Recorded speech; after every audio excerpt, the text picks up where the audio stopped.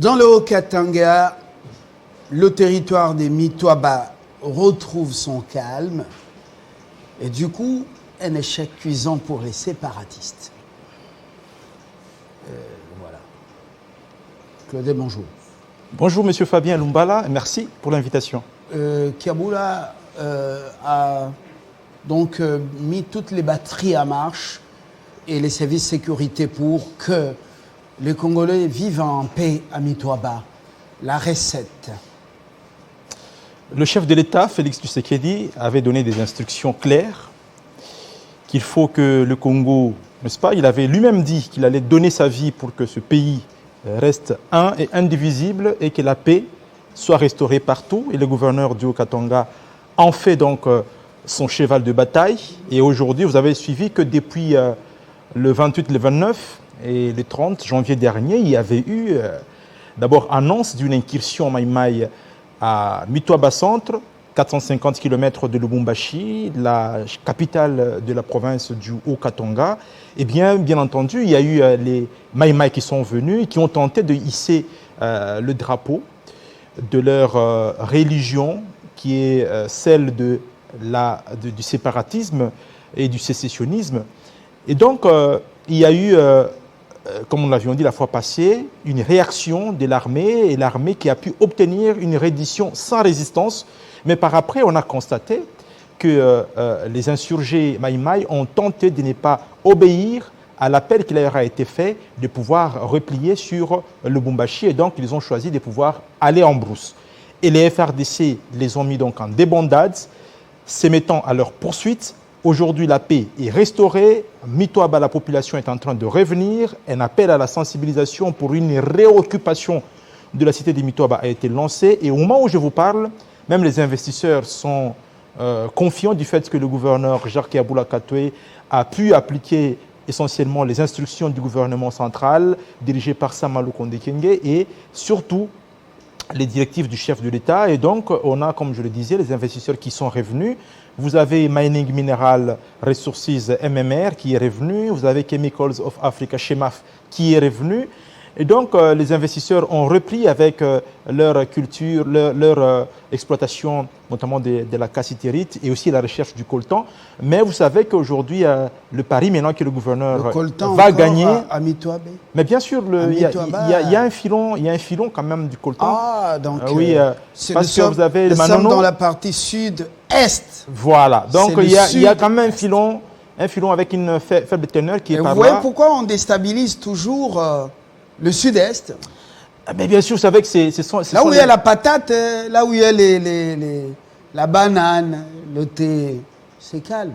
L'argent étant le nerf de la guerre, et plutôt l'argent justement étant le nerf de la guerre, et donc vous allez voir qu'il y a des forces obscures qui cherchent toujours à déstabiliser, et pendant qu'il y a une déstabilisation, on soutire les minéraux, on va vendre à l'extérieur, et on alimente des entreprises et des raffineries instaurées dans certains pays. Et donc, avec la complicité des fils du terroir. Des soi-disant Congolais. Oui, bien sûr, nous l'avons démontré la fois passée que même du point de vue idéologique et même du point de vue pratique, l'idéologie de Gédéon Kyungu Mutangawa Bafukwa Kanonga Kitoboki Abakishi était tout simplement... Tous ces noms, c'est ça. Ce sont des noms de fétiches ou des noms... Ce sont surnoms légendaires. C'est comme ça que ce Zouaï l'appelle toujours. Et donc, vous avez, je disais que son idéologie est difficilement appréciable et même applicable aujourd'hui dans la mesure où les autorités provinciales lui ont fait comprendre, les autorités nationales lui ont fait comprendre que la sécession à partir du centre de l'ancienne province du Katanga, est impossible géographiquement. Nous l'avions démontré ici. Idéologiquement, c'est impossible. Et même au niveau de la compréhension des choses, les Congolais aujourd'hui sont entrés dans la compréhension de la RDC, grande nation. Nous venons d'avoir la présidence de l'Union africaine, nous avons la présidence de la communauté économique des États d'Afrique centrale. Et donc, c'est en tant que nation qu'aujourd'hui, il faut penser. Et les autorités provinciales, avec le gouverneur Jacques Yaboula, ont ça en tête et inculquent ça à la population. C'est pourquoi la population de Mitoaba résiste. la population de Mitoaba ne se fait pas enrôler. Ceux qu'on enrôle, ce sont les jeunes, nous l'avons démontré la fois passée, qui sont désœuvrés aujourd'hui, et qu'aujourd'hui, le véritable challenge, c'est de pouvoir mettre les jeunes au travail à travers l'implication et la création de véritables projets d'intégration communautaire, des projets d'intégration sociale, des projets agro-pastoraux qui permettront à ce que ces jeunes puissent avoir le travail. Et aujourd'hui, comme on a des projets avec les 2 centrales qu'on doit mettre en place à Mitoaba, on aura le courant et donc l'industrialisation de la province, du territoire de Mitoaba, qui est le plus grand territoire, n'est-ce pas, du Haut-Katanga, et le plus grand territoire de tout l'ancien espace du Grand Katanga à l'époque, et l'un des plus grands territoires des 145 territoires de la République démocratique du Congo. Et donc, on comprend que nous n'avons pas affaire à un petit espace. Et la fois passée, je vous l'ai dit, Mitoaba, c'est 26 000 km². C'est un peu moins que la Belgique, qui n'a que 30 000 km². Donc, il n'y a que 4 000 km² de différence de superficie avec le Royaume de Belgique. Alors, le programme dénommé Programme de développement à la base, dans 145 territoires, vous sentez que ça urge maintenant. Les gouverneurs de province attendent, comme Kiaboula pour Mitoaba, des investissements, les travaux qui vont justement absorber, comment on dirait, qui vont faire en sorte que des jeunes soient recrutés ou employés pour les chantiers. Ça va faire oublier l'endoctrinement des Kyungu Mutanga. C'est une partie de la réponse. Je crois que ça urge maintenant. Mais bien sûr. Mais bien sûr. Ça devient même plus prioritaire. Après le volet sécuritaire, ça devient prioritaire. Mais bien sûr, après la paix, il faut gagner le pari du développement. Et donc aujourd'hui, c'est une des réponses. Ça doit quitter l'étape des réunions de bureau. Et l'étape la praxis maintenant. Bien sûr. L'argent doit être décaissé. Bien sûr, il faut maintenant aller sur terrain à gagner les vrais problèmes de celui de pouvoir. D'abord, aujourd'hui, la vraie urgence à laquelle, je vais revenir sur la problématique que vous avez posée, la vraie urgence à laquelle le gouvernement provincial a répondu, c'est celui de pouvoir d'abord envoyer sur place une mission spéciale. Oui, je parlais, gouvernement provincial. Quelle a été la recette? Oui. Justement, la première mission, c'était de pouvoir, ce qu'il fallait d'abord gagner, c'était de pouvoir envoyer sur place une mission spéciale, gouvernement provincial, Assemblée provinciale, FRDC, pour pouvoir rassurer la population que Mitoaba est réellement une partie de la République démocratique du Congo et que réellement en appui à l'administration locale. Parce qu'il y a l'administration du territoire et éventuellement les chefs de secteur, chefs de groupement, et donc qui sont appuyés. Alors, ils sont arrivés, vous allez continuer. Généralement, quand ces jeunes endoctrinés, comment on dit, dopés, avec des chanvres et autres, quand ils arrivent quelque part, on leur dit, vous êtes invulnérables. Une balle ne peut pas vous pénétrer. Et quand ils arrivent, ils font des dégâts et puis il y a mort d'homme. À Mitoaba, il n'y a eu aucun mort. Ils ont été maîtrisés. Et quelle a été la recette? Je reviens. Mais la recette, c'était le dialogue. Le gouverneur... Dialoguer avec ces jeunes. Mais bien sûr, le gouverneur, appliquant les recommandations et les instructions du président de la République, ils sont arrivés sur place. Puisque les miliciens qui étaient venus pour hisser les drapeaux ont accepté de dialoguer, on leur a demandé de se rendre. Ils ont rendu les armes. Mais le scénario qui s'est passé par la suite est ahurissant, dans la mesure où, au-delà de rendre les armes, ils ont caché 2 armes. C'est ce qu'on a compris. Après, il y a eu un dialogue qui s'est D'où viennent ces armes? Ce sont des armes, je crois, qu'ils obtiennent avec la complicité de leurs sponsors, qui sont ennemis de la paix de la République. Parce qu'ils obtiennent des Kalachnikov, ils obtiennent, à un moment donné, il y a des armes lourdes, parce qu'ils attaquent aussi des dépôts d'armement. Et donc, des comportements antipatriotiques qu'il faudrait dénoncer avec la dernière énergie sur ce plateau. Et donc, lorsqu'on leur parle, on leur dit, il faut restituer les armes, il faut venir avec nous à Lubumbashi. Eh bien, il y a eu résistance. Et dans cette résistance, les négociations, ils ont utilisé les 2 armes qu'ils avaient cachées pour se replier et fuir dans la brousse, comme toujours, se réfugiant dans les zones difficilement d'accès. Mais cette fois-ci, l'armée les a poursuivis. Et au moment où nous parlons, le compte rendu du gouvernement provincial, c'est que l'armée est à leur poursuite.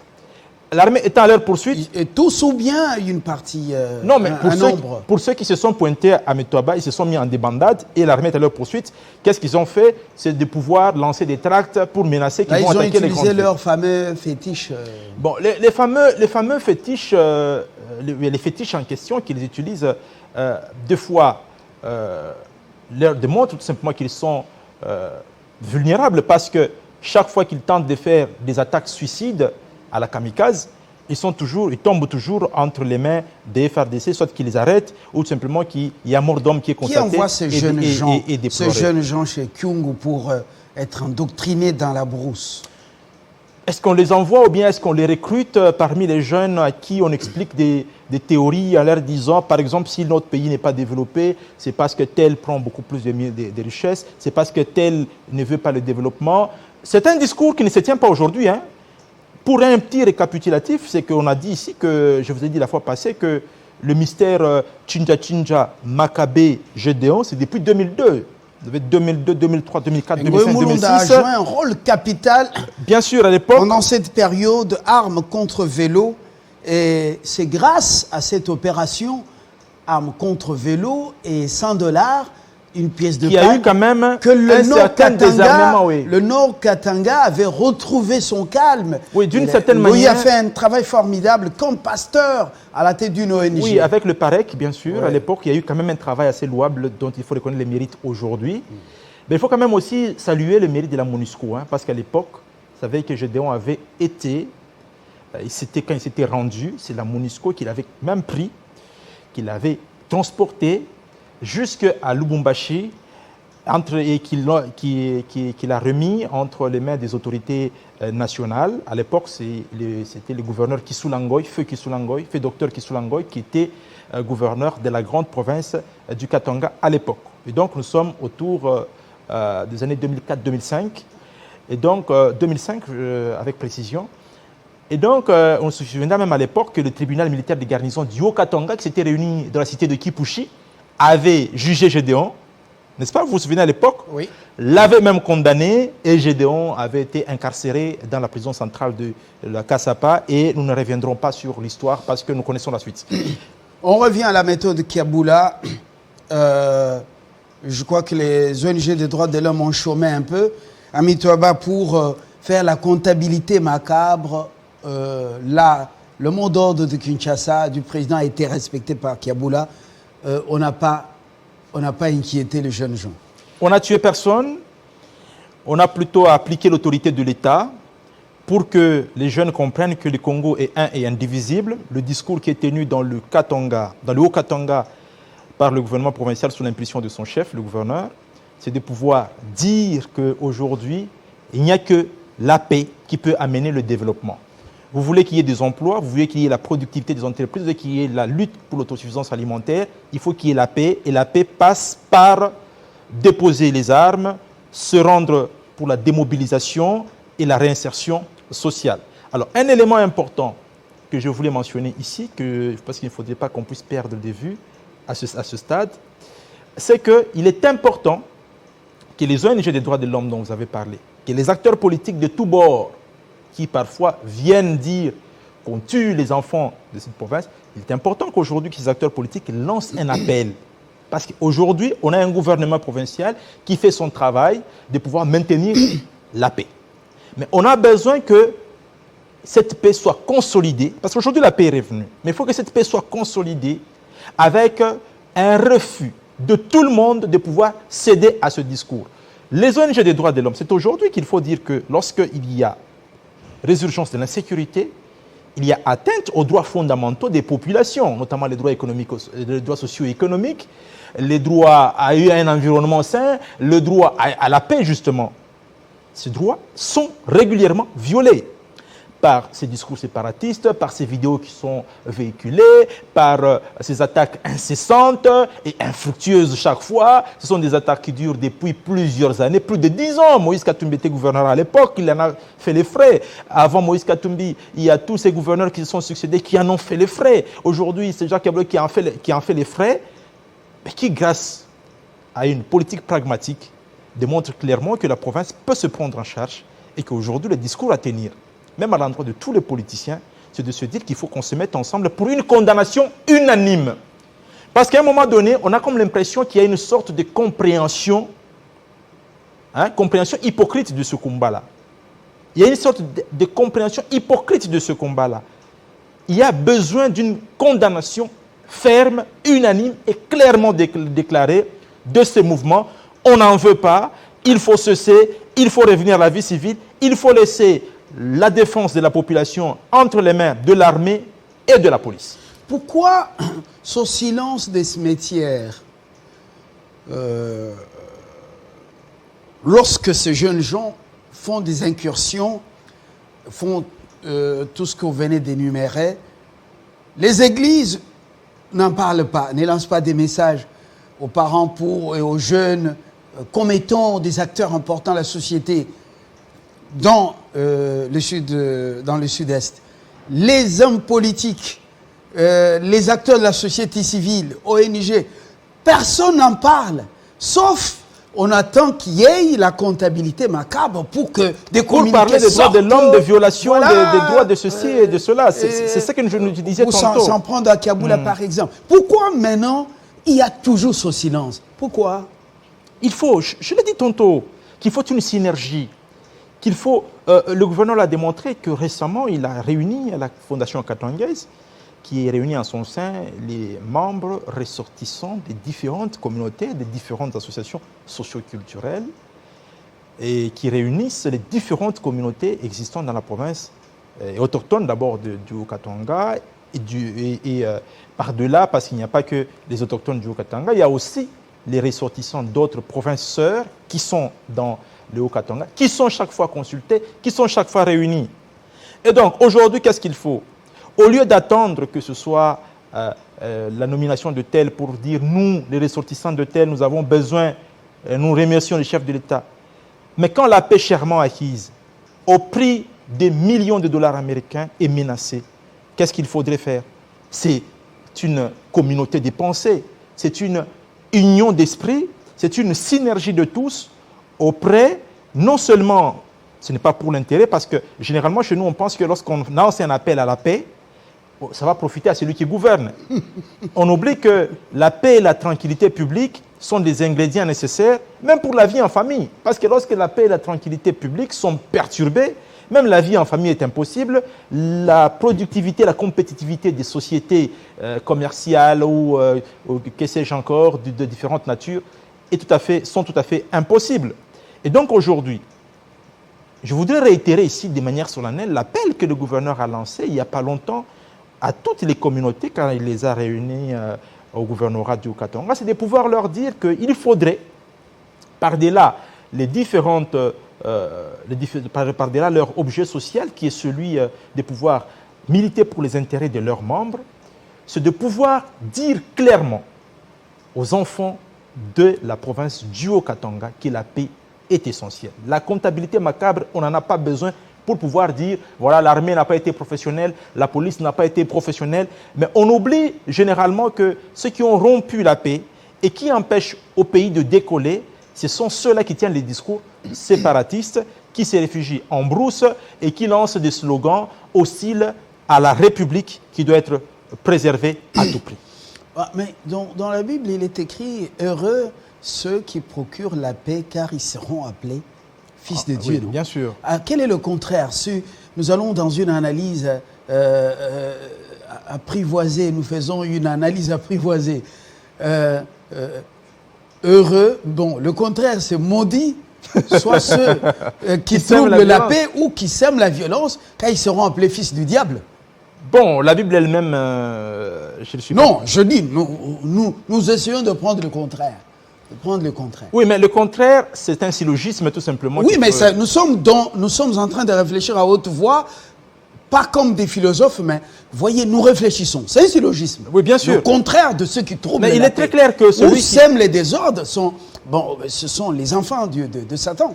Mais il est clair que celui qui procure la paix est fils de Dieu. Est appelé fils de Dieu. Mais la même Bible dit que malheur à celui qui sème la discorde entre deux frères. Ouais. Ça veut dire justement que ceux qui vont dans le discours contraire à celui qui est prêché aujourd'hui, n'est-ce pas, sont des ennemis de la paix. Or, aujourd'hui, la tendance à croire au niveau du gouvernement provincial, c'est de dire que tout le monde est essentiel pour cultiver la paix. Et donc, que vous soyez de l'opposition, n'est-ce pas, radicale, républicaine ou institutionnelle ou extra-institutionnelle, la paix est un ingrédient important pour tous. Et donc, il faudra revenir à l'essentiel pour dire qu'il faut en cheminer ensemble.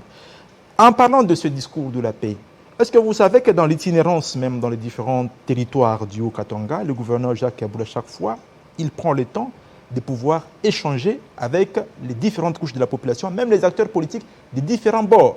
Il n'y a pas longtemps, ce sont les députés provinciaux, les députés plutôt nationaux, il y avait un député national, donc les députés nationaux et provinciaux qui ont été reçus, ceux du territoire de Kipushi, pour pouvoir discuter avec eux des problèmes de développement de leur territoire. Et parmi eux, il y avait aussi le député du territoire de Mitwaba. Il y a un député élu du territoire de Mitwaba qui est aussi venu. Mais un grand territoire avec un seul député? C'est un problème de quotient électoral. C'est un problème de quotient électoral. Mitwaba avait toujours... c'est un grand territoire, comme je l'ai dit. Mais moins peuplé. Bon, il est quand même peuplé, mais je crois que le discours par rapport à l'enrôlement de la population de ce territoire a des difficultés à passer à cause de tout ce que je vous ai expliqué la fois passée, notamment des difficultés de communication. Oui, et le problème de l'enclavement, des populations qui sont de moins en moins mobilisées, sensibilisées. Et donc aujourd'hui, c'est un pari qu'il faudrait gagner pour les enfants des Mitwaba. Donc si à l'époque, ils avaient un seul député, c'était d'abord Madame l'honorable Liliane Pandé, et puis maintenant c'est Monsieur Panga qui est député. Pandé, l'épouse de Pandé Kapopo? Non, pas l'épouse de Pandé Kapopo. Liliane Pandé, qui fut ministre des Affaires foncières à l'époque et qui était devenue députée nationale de 2011 en 2018. Et 2018, c'est un homme qui a été élu député national. Et donc, aujourd'hui, le discours à tenir, c'est de pouvoir dire, pour le moment, le gouvernement provincial s'attelle à un retour de la population, puisque les activités ont déjà repris à Mitwaba. Aujourd'hui, le discours du gouvernement provincial, c'est de pouvoir dire, ça ne sert à rien pour les troupes des Gédéons qui sont en débandade, de pouvoir lancer des alertes dans certaines contrées, parce que vous avez vu qu'il y a eu une alerte lancée à Sandoa, dans la province du Lualaba. Ils ont été maîtrisés là-bas par les FRDC. Il y a eu des alertes lancées autour de la ville de Lubumbashi. C'est toujours les séparatistes. Bien sûr, je parle des troupes des Gédéons. Pour déstabiliser également une province qui est en train, qui fait des émules et qui est en train d'attirer et les Congolais et les investisseurs étrangers. Alors ça, franchement, bon, je sais pas. Donc, à combien plus forte raison, pour vous paraphraser, bien pour compléter, c'est qu'on comprend que c'est très difficile de pouvoir accepter ce discours-là dans la mesure où l'essentiel aujourd'hui de l'activité marchande sur le plan de nos métaux est concentrée dans la région des Copperbelt, n'est-ce pas, la région du Haut-Katanga et du Lualaba. Et donc, le gouvernement de la République, sous l'impulsion du président de la République, a toujours tenu le discours de pouvoir maintenir la paix dans toute cette région pour que les investisseurs viennent et que ceux qui ont déjà investi produisent pour le grand bonheur de tous. Que donc, les investisseurs aussi tiennent compte de la responsabilité sociétale et qu'ils payent leurs devoirs. Parce que vous voyez quand même qu'il y a un territoire, une commune qui est en train d'en sortir là dans le Lualaba, c'est quoi encore? Oui, mais il y a plusieurs, il y a plusieurs communes. Il y a une commune qui décolle avec, grâce à l'argent de la redevance. Oui, mais il y a toutes les communes pratiquement. Il y a la commune de Dilala qui est à Kolwezi qui décolle. Il y a la commune de Manika qui décolle, parce que la ville de Kolwezi a deux communes, commune de Manika et commune de Dilala qui décolle. Dilala, vous êtes en train de monter de manière et même la cité de Fungurume aussi décolle avec les différents investissements. Mais qu'est-ce qui explique aussi l'endoctrinement de jeunes? Bon, il faut dire que ce ne sont pas les enfants de Kolwezi qui ont intégré le mouvement. Je vous ai dit que les troupes en débandade, un peu comme ce qui se passe à l'Est, lorsqu'on met en déroute un ennemi et qu'il s'éparpille, les représailles, c'est la population qui les subit. Voilà. Donc ce sont les troupes qui sont en débandade n'est-ce pas, et qui s'éparpillent un peu partout. Aujourd'hui, les mouvements, ce sont des troupes qui n'arrivent plus à se réunir et à faire un mouvement coordonné, mais qui mènent maintenant une sorte, entre guillemets, de troubles asymétriques.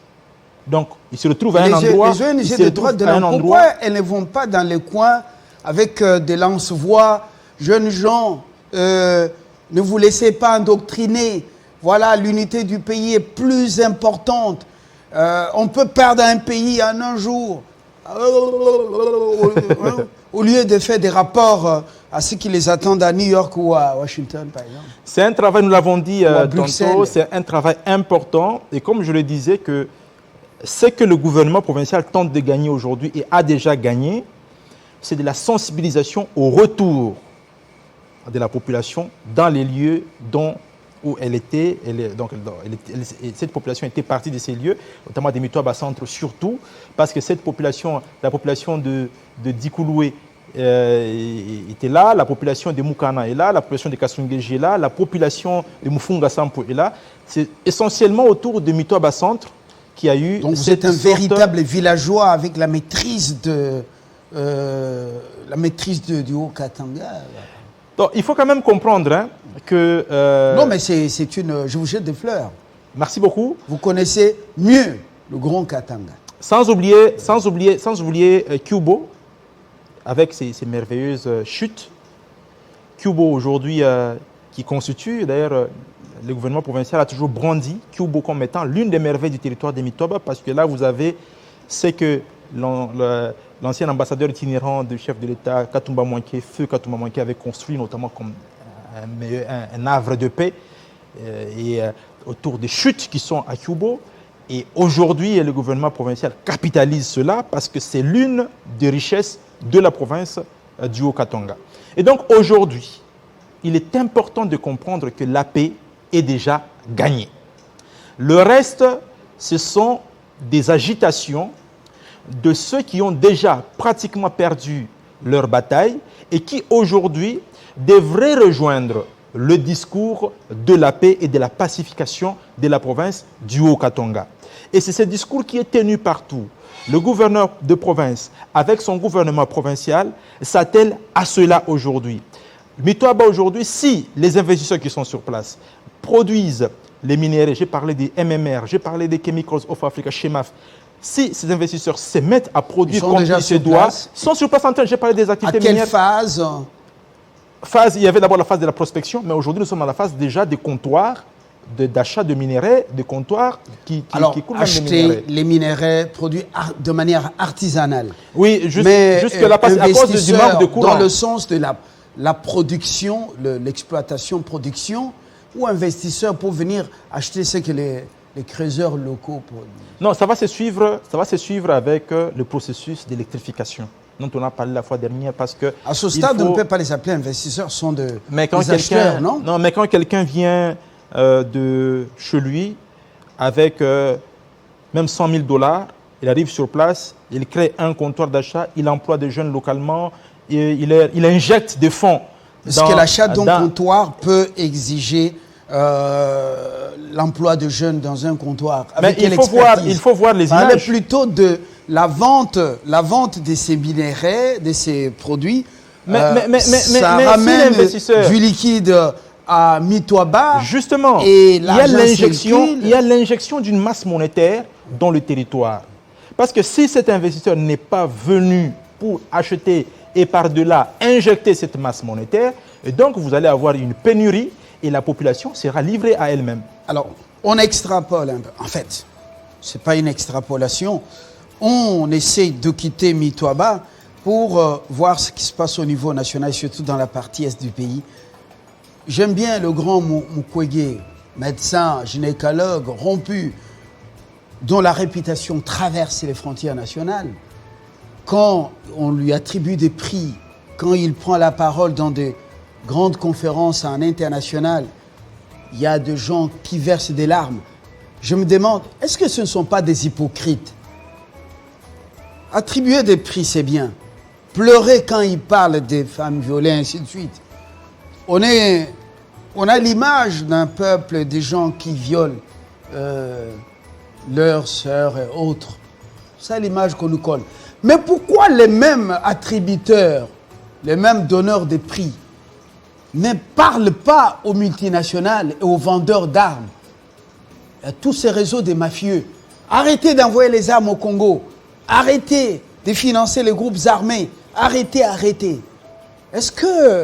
Comment vous trouvez ma réflexion? Votre réflexion est fondée d'une certaine manière, mais il faudrait quand même dire qu'aujourd'hui la communauté internationale ne fait rien, ne parle pas. Des hypocrites quand même. Non, ce serait trop osé de le dire. Pourquoi? Parce que, rappelez-vous, à l'époque du président Barack Obama, il s'est battu pour impulser la mise sur pied d'une loi qu'on a appelée la loi Dodd-Frank. La loi Dodd-Frank qui consistait à ne pas acheter le minerai qui viennent de l'Est aux entreprises américaines, de ne pas acheter les minéraux qui viennent de l'Est de la République démocratique du Congo. Ça a pris combien de temps?